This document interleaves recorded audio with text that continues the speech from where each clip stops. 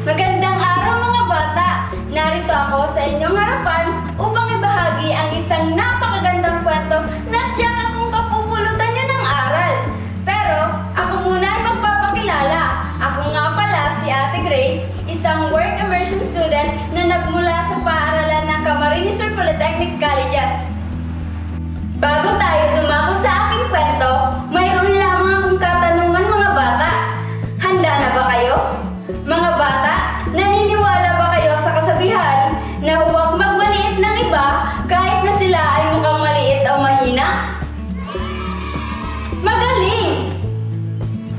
At dahil dyan, ang aking kwento ay pinamagataang Huwag Mo Akong Maliitin. Ito ay sinulat ng Sorsortea at iginuhit ni Manmaning at atid sa atin ng Let's Read of the Asian Foundations.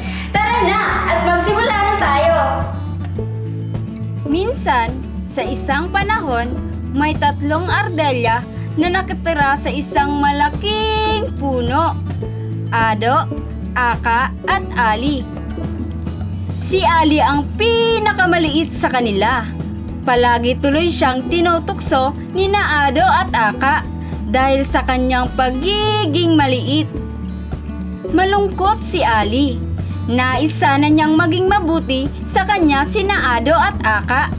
Hindi siya isinasama ng dalawa sa mga kasiyahan.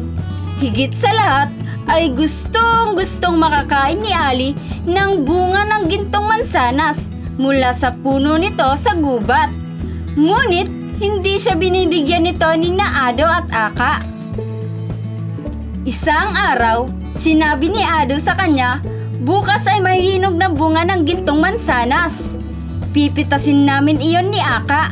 Hindi ka na naman makakakain nun, Ali. Oo nga, wika ni Aka. Dahil napakaliit mo, hindi mo kailangan ng kahit anong prutas. Hintayin mo na lang kami dito. Naiiyak na tumakbo pabalik sa loob ng puno si Ali. Nung gabing yon, may naisipan siyang gawin. Kinabukasan, maagang gumising si Ali. Iniwan niya ang puno bago pa magising sina Ado at Aka. Tumakbo, lumundag at umawit siya habang binabaybay ang kagubatan. Yehey! Makakakain na ako ng gintong mansanas ngayong araw na ito. Ngunit, habang siya ay papalapit na sa puno, narinig niya sina Ado at Aka sa kanyang likuran. Pasigaw siyang sinabihan ni Ado, "Ang lakas ng loob mong umalis ng maaga at iwan kami sa puno." Tumango si Aka bilang pagsang-ayon. Pero dahil sa maikli at mabagal mong mga paa, hindi mo pa rin kami naunahang makarating sa puno. Pagkawika nito, mabilis siyang iniwan ni na Ado at nagsimulang umakyat sa puno para pitasin ang prutas. Napaluha na lamang si Ali. Pagkatapos ng lahat, hindi na naman ako makakain ng gintong mansanas. Ngunit, muli ay nakapag-isip siya.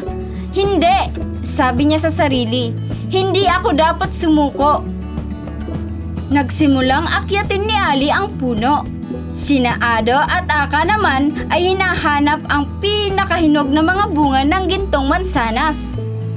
Nang makita ni Ado at Aka na papalapit na si Ali, itinaboy nila ito palayo.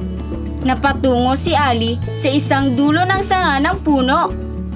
Nang bigla na lang, nabali ang sanga. Kasama nitong nalaglag si Ali pababa. Sa kabutihang palad, nakakapit si Ali sa isa pang sanga at napigilan siya nito sa tuluyang pagkahulog sa lupa. Malungkot na tumigil muna si Ali sa sangang iyon. Ngunit may naamoy siyang kakaiba at mabangong bagay. Napadilat siyang maigi. Nasa harap pala niya ang isang hinog ng bunga ng gintong mansanas. May paghingal na idabot ni Ali ang hinog na bunga. Tinikman niya ito. Napakasarap. Namamanghang nakamasid lamang sina Aka at Ado sa itaas ng puno. Napakabigat kasi nila para sa maliit na sanga. Nakita ni Ali na gutom na nakatingin sina Ado at Aka sa kanya.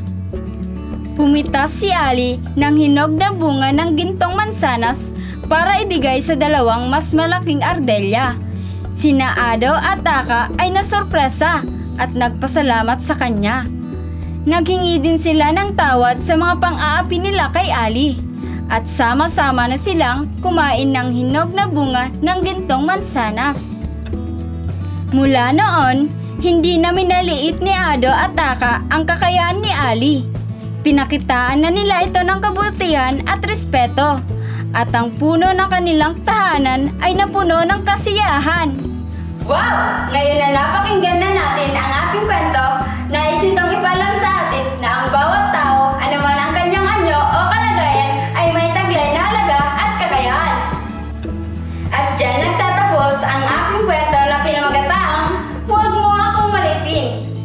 Muli, ako si Ate Grace. Palaging tandaan na huwag magmaliit ng iba kahit na sila ay mukhang maliit at mahina.